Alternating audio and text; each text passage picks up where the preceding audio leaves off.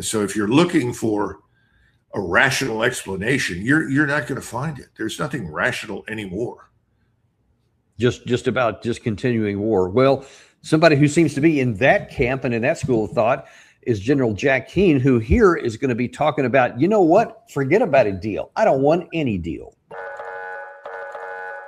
I've always been opposed to the deal, even if it was perfect. Yes. Let's assume there is a deal here.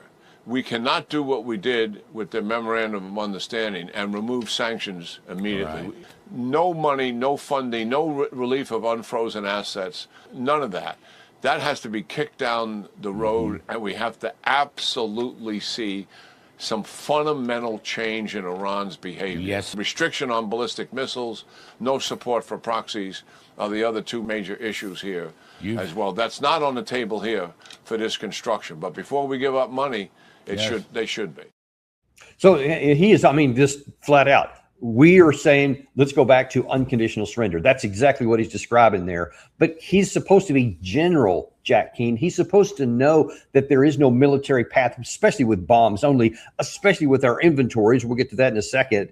He should know that, and yet there he is, emphatically said. I think that, Doug, that he recognizes the same thing you do, that Trump has kind of wavered, so he's trying to push him over the top to don't even have a deal, go back to military strikes.